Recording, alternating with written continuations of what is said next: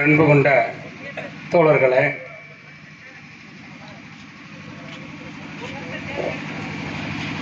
உயர்நீதிமன்றத்தில் தமிழ் என்கிற காரைக்குடியில் நடக்கக்கூடிய அந்த மாநாட்டிற்கு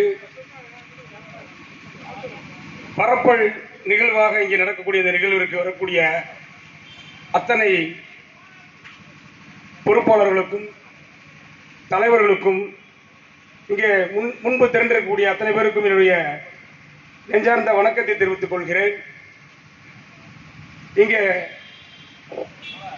தமிழ் புலிகள் அமைப்பின் சார்பில் 2010ஆம் ஆண்டு சென்னையிலும் மதுரையிலும் இதே கோரிக்கைக்காக உண்ணாவிரதம் இருந்த அந்த நேரத்தில் மதுரை ஒத்தக்கடையில் தமிழ் புலிகள் கட்சி சார்பில் ஒரு மாபெரும் பொதுக்கூட்டத்தை நடத்தி இதே கோரிக்கையை வலியுறுத்தி நடத்தியிருந்தோம்.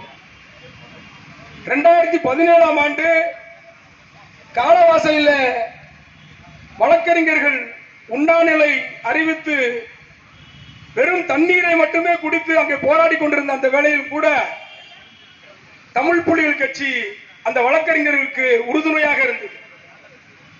தோழர்களை நாம் ஒன்று புரிந்து கொள்ள வேண்டும். இங்கே நாம் சட்டத்திற்கு புறம்பாக எந்த ஒரு கோரிக்கையை முன்வைக்கவில்லை. 1963ஆம் ஆண்டு ஒவ்வொரு மாநிலங்களுடைய அலுவல் மொழிகளுக்கு வழங்கப்பட்ட அந்த சட்ட உரிமைகளுக்கு உட்பட்டுத்தான் நாம் இந்த கோரிக்கையை முன்வைத்திருக்கிறோம். ஏனென்று சொன்னால் ஹிந்தி பேசக்கூடிய மாநிலங்களுக்கு ஆங்கிலத்தில் தீர்ப்புகளை வழங்கினாலும் கூட இந்தியிலும் அவர்களுக்கு அந்த தீர்ப்புடைய நகல்கள் வழங்கப்படுகிறது. ஆனால் இந்தியாவில் இந்திக்கு மட்டுமே ஒரு முன்னுரிமை அடிப்படையில் ஒரு மோசடியான ஒரு மோசமான ஒரு சூழலை பாசிச சக்திகள் இங்கே அரங்கேற்றிக் கொண்டிருக்கிறார்கள். நமக்கு 7வது அட்டவணை 1963ஆம் ஆண்டு வழங்கப்பட்ட அந்த அலுவல் மொழியினுடைய 7வது அட்டவணையின்படிதான் நாம் இந்த கோரிக்கையை முன்வைத்துக் கொண்டிருக்கிறோம். இங்கே நான் ஒன்றை மட்டும் இங்கே குறிப்பிட விரும்புகிறேன்.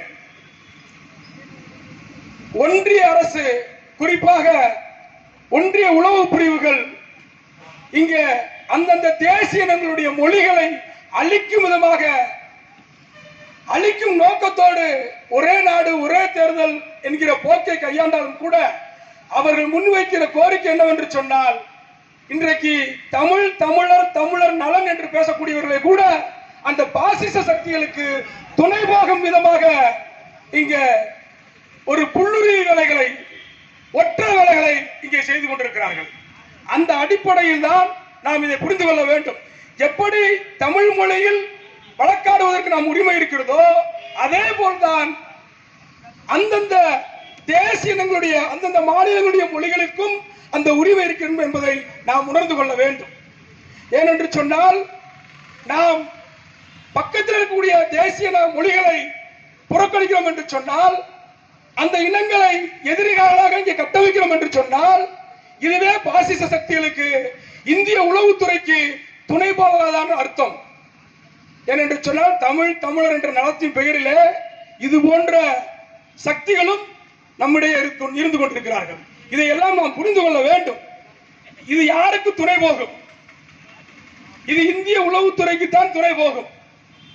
ஒன்றிய அரசிற்கு, இந்த இந்தியத்திற்கு தான் துணை போகுமே தவிர ஒரு காலத்திலும் நம்முடைய கோரிக்கையான உயர்நீதிமன்றத்தில் தமிழ் என்ற கோரிக்கைக்கோ அல்லது ஆலயங்களில் தமிழ் என்ற கோரிக்கைக்கோ ஒருபோதும் உதவாது என்பதை, ஒவ்வொரு தேசிய இனங்களுடைய விடுதலையையும் ஒவ்வொரு தேசிய மொழிகளையும் நாம் தமிழ் மொழியை எப்படி நாம் அங்கீகரிக்க விரும்புகிறோமோ அதுபோலதான் காஷ்மீர் மொழியாக இருந்தாலும் சரி, அது ராஜஸ்தானுடைய மொழியாக இருந்தாலும் சரி, ஏன் அமித்ஷாவும் மோடி பேசக்கூடிய குஜராத்தியாக இருந்தாலும் சரி, அது கன்னடமாகவோ மலையாளமாகவோ தெலுங்காக இருந்தாலும் சரி, ஒவ்வொரு மொழியும் அங்கீகரித்து அந்த தேசிய இனங்களுடைய அந்த உரிமைகளை நாம் அங்கீகரித்தால் மட்டும்தான் இது போன்ற கோரிக்கைகளில் நாம் வெற்றி பெற முடியும் என்பதை இந்த நேரத்தில் கூறிக்கொண்டு வாய்ப்புக்கு நன்றி கூறி விடைபெறுகிறேன். நன்றி.